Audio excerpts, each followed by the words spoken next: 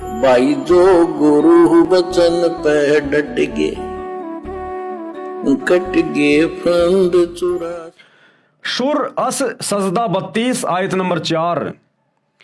वह अल्लाह ही है जिसने आसमानों और जमीन को और उन सारी चीजों को जो इनके बीच है 6 दिन में पैदा किया और उसके बाद सिंहासन पर विराजमान हुआ।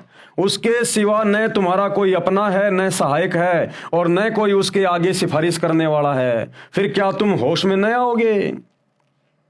अब देखो, ये कुरान शरीफ का ज्ञान देने वाला अल्लाह, मुसलमान भाई जिसे अपना अल्लाह कहते हैं, ये वास्तव में शैतान है, काल है ये, और ये वास्तविकता बता रहा है। क्या कह रहा है? वह अल्लाह ही है। अब ये ज्ञान कौन दे रहा है? वही शैतान हजरत मोहम्मद को। और क्या कह रहा है? वह अल्लाह ही है जिसने आसमानों और जमीन को और उन सारी चीजों को जो इनके बीच है 6 दिन में पैदा किया। तो फिर ये बोलने वाला कौन है? फिर इसने क्या पैदा किया? अरे बोलने वाला जिसको मुसलमान अपना अल्लाह कहते हैं, ये तो किसी और अल्लाह के लिए कह रहा है कि वो अल्लाह ही है जिसने 6 दिन में आसमान और पृथ्वी के दरमियान जो भी है सबको पैदा किया और 7वें दिन अपने तख्त पर सिंहासन पर जा विराजा। फिर ये बोलने वाला कौन है जो किसी और के लिए कह रहा है, किसी और अल्लाह के लिए कह रहा है? तो ये शैतान है जिसने गीता का ज्ञान दिया, जिसने मुसलमान धर्म की इन पुस्तकों का ज्ञान दिया।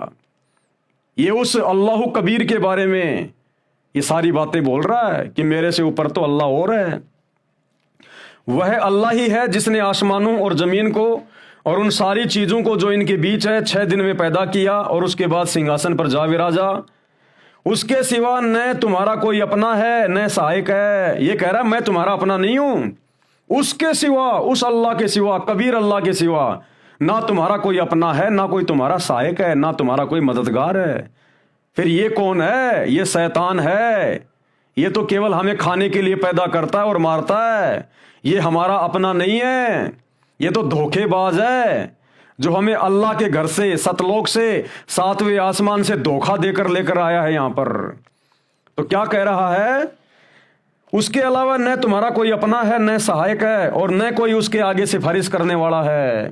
फिर क्या तुम होश में ना आओगे कि भैया जैसे कर्म करोगे वो वैसा ही फल देगा? उसके आगे किसी की सिफारिश नहीं चलती। यहां पर जैसे कोई व्यक्ति किसी अपने मित्र का, किसी अपने रिश्तेदार का, किसी अधिकारी या मंत्री के आगे सिफारिश लगा देता है, उसका बीच बचाव कर लेता है। कहते हैं उस अल्लाह कबीर के आगे कोई सिफारिश नहीं चलती। जैसे तुमने कर्म किए, जैसी तुमने इबादत की है, उसी अनुसार वो तुम्हारा वहां पर हिसाब किताब करेगा। उसके बाद भी तुम होश में नहीं आना चाहते, उसके बाद भी तुम आधे अधूरे इन भगवानों की पूजा में लग रहे हो, अल्लाह को निराकार कह रहे हो। अब तो होश में आओ, कम से कम सच्चे मुर्शिद की खोज करो, उस बाखबर की खोज करो जो सूरत फुरकानी 25 आयत नंबर 52 से 59 में साफ साफ कह रहा है कि वो अल्लाह जिसने 6 दिन में आसमान और जमीन के दरमियान जो भी कुछ है उसको बनाया और 7वें दिन तख्त पे जा विराजा, उसकी खबर किसी बाखबर से जा पूछो। तो अब तो कम से कम मुसलमान भाइयों बाखबर की खोज शुरू करो। क्या बेखबर बन के बैठे रहोगे? क्या इस काल का भोजन ही बने रहोगे? आज वो बाखबर सच्चा मुर्शिद सतगुरु रामपाल जी धरती पे आ चुका है। सत्संग सुनने पड़ेंगे तभी जानकारी होगी, ज्ञान से ज्ञान होगा। घर बैठे बैठे रहने से कुछ नहीं होगा। सत्संग सुनना शुरू कीजिएगा। और न कोई उसके आगे सिफारिश करने वाला है। फिर क्या तुम होश में ना आओगे? सूर अल बकरा 2 आयत नंबर 188। और तुम लोग न तो आपस में एक दूसरे का माल अवैध रूप से खाओ और अधिकारियों के आगे उनको इस गर्ज से पेश न करो कि तुम्हें दूसरों के माल का कोई हिस्सा जानबूझकर अन्यायपूर्ण तरीके से खाने का अवसर मिल जाए। अर्थात ऑफिसरों, अधिकारियों को रिश्वत देकर अनुचित लाभ ना उठाओ। किसी को रिश्वत ना दो, किसी से रिश्वत ना लो, किसी को दुखी ना करो, परेशान ना करो, यतीमों पर अत्याचार ना करो। अपने स्वार्थ के लिए, जैसे कौवा होता है, अपने स्वार्थ के लिए, अपने पेट की भूख शांत करने के लिए किसी भी जानवर की पीठ पर बैठकर उसके घाव से मांस नोच नोच के खाता है। उस कौवे को उस जानवर के दुख दर्द और तकलीफ की कोई परवाह नहीं होती है। तो परमेश्वर अल्लाह कबीर कह रहे हैं कि तुम कौवे की भांति पेश ना हो, दूसरों के दुख को, दर्द को, तकलीफों को समझो। तुम इंसान हो, अल्लाह के बंदे हो, नेकी के रास्ते पे चलो, ना रिश्वत लो ना रिश्वत दो, किसी को भी अपने कर्म बिगाड़ने का मौका ना दो और ना अपने कर्म बिगाड़ो। शुर अल बकरा 2 आयत नंबर 268।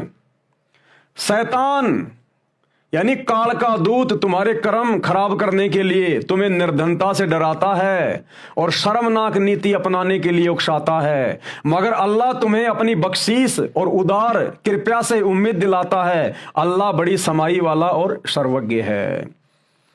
जब हम नेकी के रास्ते पे चलेंगे, सच्ची इबादत के रास्ते पे चलेंगे, जैसे इस पुस्तक को पढ़ने के बाद या गुरुदेव भगवान के सत्संग सुनने के बाद, वैसे तो हजारों की संख्या में मुसलमान भाई बहन सतगुरु रामपाल जी के भगत बन चुके हैं सच्चाई को जानकर, और अपने जीवन में वो अविश्वसनीय लाभ प्राप्त कर रहे हैं जो कभी उनके बाप दादाओं ने भी प्राप्त नहीं किए।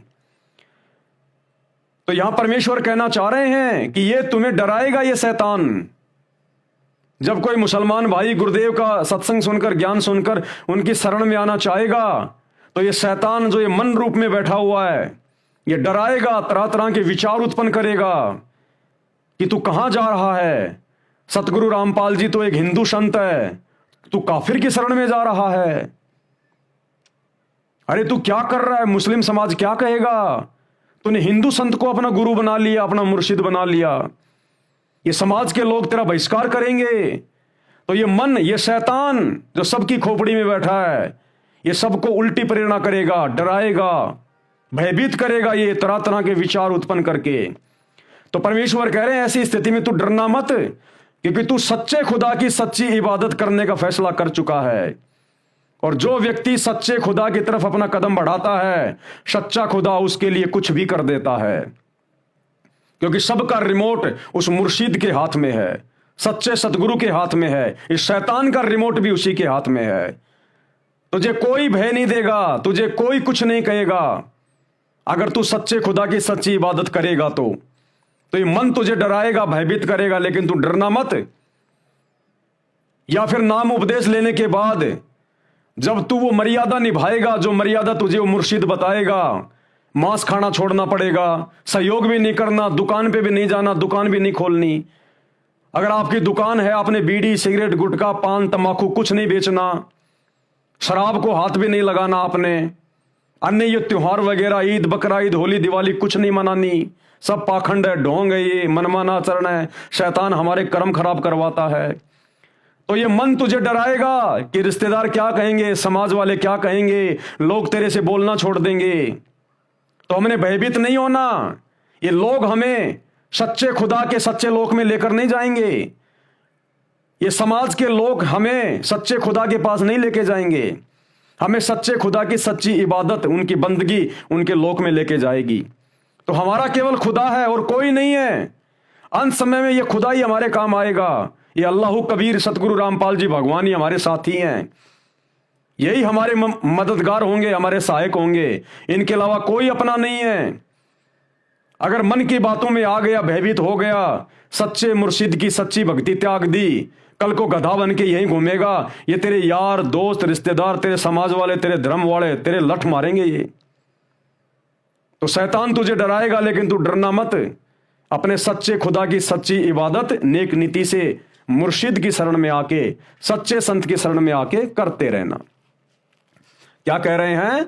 शैतान यानी काल का दूत तुम्हारे कर्म खराब करने के लिए तुम्हें निर्धनता से डराता है और शर्मनाक नीति अपनाने के लिए उकसाता है कि अगर मैं दुकान में बीड़ी, सिगरेट, गुटखा, पान मसाला बेचना छोड़ दूंगा, ठीक है, मैंने तो नाम ले लिया, मैं तो नहीं खाऊंगा, लेकिन अगर मैंने बेचना छोड़ दिया तो लोग मेरी दुकान से दूसरा सामान भी लेने नहीं आएंगे, मैं तो निर्धन हो जाऊंगा। तो वो निर्धनता से डराएगा, लेकिन आप डरना मत। परमेश्वर ना जाने तुम्हारे लिए और कितने रास्ते खोल देगा। परमेश्वर स्वयं ग्राहक बन के आ जाएगा। जो कमाई तू पूरे दिन में नहीं करता, 2 घंटे में करवा के चला जाएगा। इसलिए डरना मत, अपने गुरु के द्वारा दिखाई गई राह पे चलते रहना।